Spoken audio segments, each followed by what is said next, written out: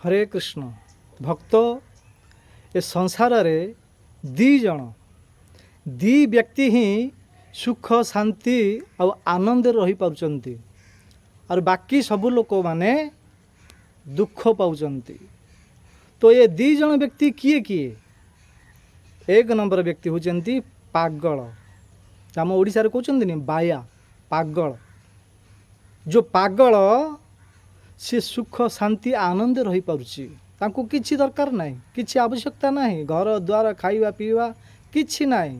आज ए जगार अच्छी काली कि अन्य जगार रहिबो, ताको जो किछि मिलुची सेतिरे से संतुष्ट। आपण माने देखुथिबे ना रोड रे बुलुचंती पागल माने हसी धाउचंती।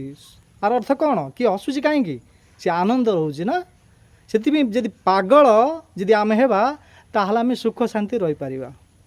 आउ दुई नंबर व्यक्ति होचंती साधु भक्त। साधु भक्त माने माने सुख शांति आनंद रही पारुचंती। भगवद गीता 18 अध्याय स्वयं भगवान कृष्ण कहिचंती कि ब्रह्मभूत प्रसन्न आत्मा ना सोचते ना कांक्षति सम सर्वसु भूतेषु मद्भक्तम लभते परम। जो व्यक्ति ब्रह्मभूत अवस्था अछंती, मोर शरणागत अछंती, मोर भक्ति करुचंती, हरे कृष्ण कृष्ण कृष्ण हरे हरे, हरे राम राम राम हरे हरे, सी भक्त सुख और शांति आनंद रे आजीवन पर्यंत रही पारिबो। हेले एतिरे प्रसन्न उठुची। आ बाकी लोक माने दुख काहेकि पाउचंती ना? भक्त बाकी लोक माने ना तो पागल होइचंती ना साधु भक्त होइचंती।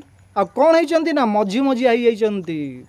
आमे साधु ही पारु नाहंती कि पागल ही पारु नाहंती, बीच का मझी मझिया होई जाइचंती। सेतिपि आमे दुख पाउचंती। सेतिपि हे भक्त यदि आमे सुख शांति रे आजीवन पर्यंत रहिया को चाहुचंती ताले हमको पागल हेबा पड़िबो, बाया पागल हेबा पड़िबो, नचेत शुद्ध भक्त भगवानकर भक्त शरणागत हेबा पड़िबो, साधु भक्त हेबा पड़िबो, ताहले सुख शांति रही पारिबा। धन्यवाद।